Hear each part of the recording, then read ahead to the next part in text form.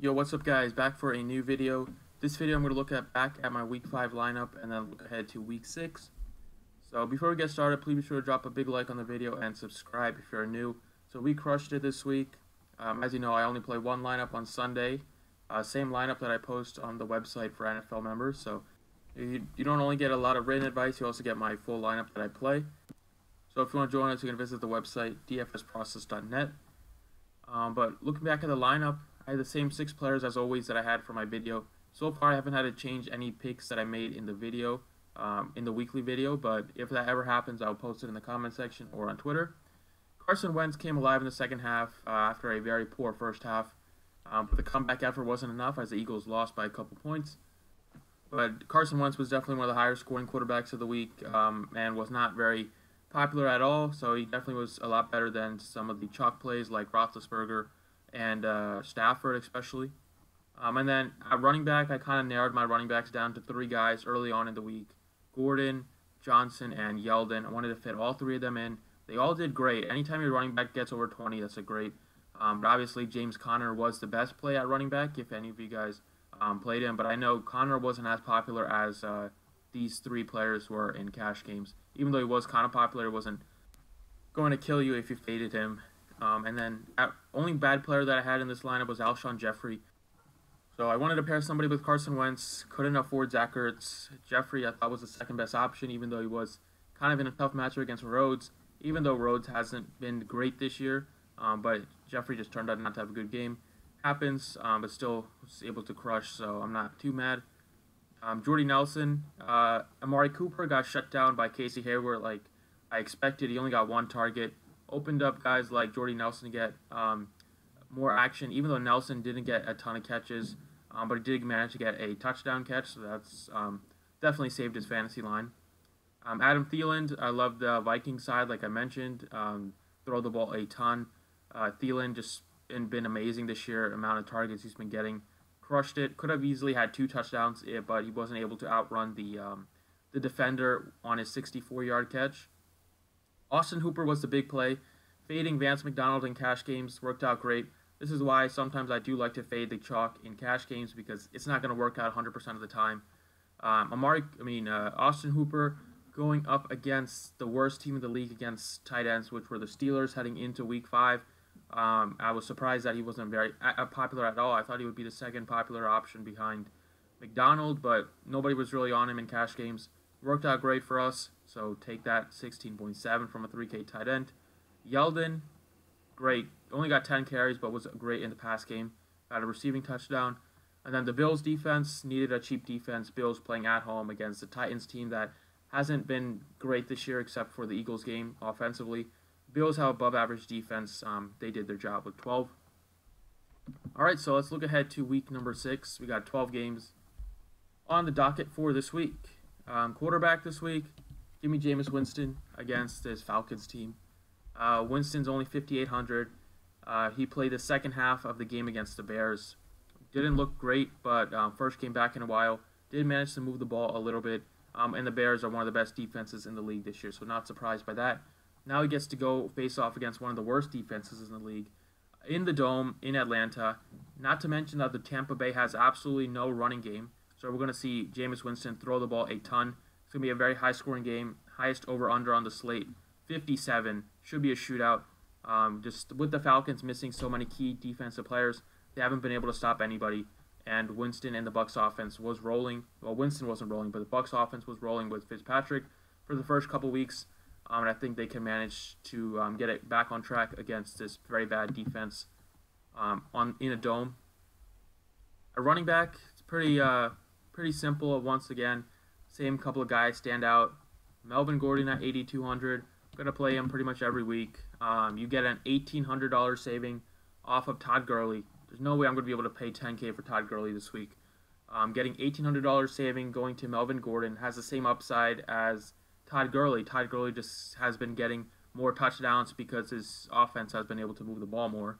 Melvin Gordon is going to be the same guy getting goal line looks, gets receiving targets, and if he has a game where he gets 3 touchdowns, he's going to break the slate with about 40 Draftkings points. So Gordon, so much upside, 8,200. Definitely take the savings off of Todd Gurley here. Running back, going to go back to David Johnson here. He's under 6,000 now. Like, never expected David Johnson to be under 6K. Got 18 attempts rushing against the 49ers. 2 touchdowns, so finally starting to get some touchdowns as Josh Rosen has been a lot better than Sam Bradford was. With Rosen, they've been able to move the ball and in the red zone, in the goal line situations. It's going to be all with David Johnson. So we should see a lot more touchdowns going forward with Rosen at the quarterback position. He still hasn't been getting a ton of receiving targets here, which is definitely concerning since he was one of the best pass-catching backs before he got hurt last year. But I think it's just a matter of time before Josh Rosen starts throwing to him out of the backfield. But 5,900 against the Vikings. The Vikings defense hasn't been great. They are a little better against the rush, but I think Johnson is still fine for a decent matchup here. Just the price tag is very appealing at that price.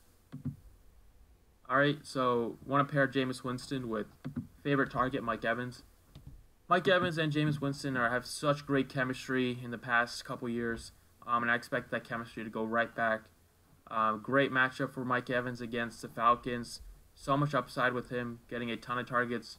Best top receiver, undoubtedly, for the Buccaneers. Winston and Evans, like I said, had great chemistry in the years past, and Evans had some big fantasy games with Winston at throwing the ball to him. So 8,100, I think Evans is the guy I want to pay up for on the slate. Another receiver that I like is on the Tampa Bay side. I like Adam Humphries at 3,200. One of my favorite value plays on the slate this week.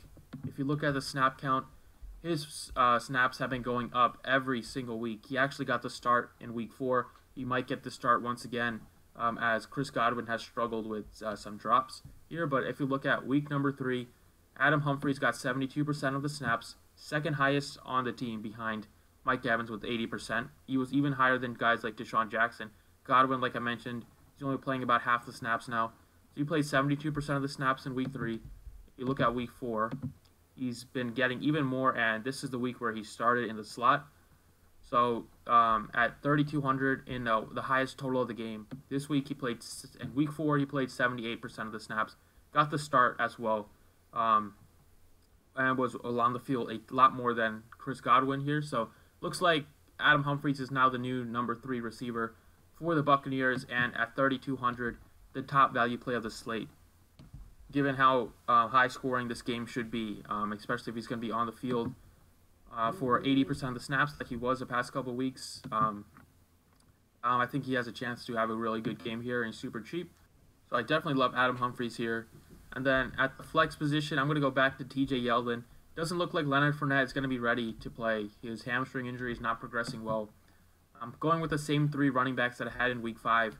I think they're all in decent spots once again. And Yeldon at 6,400.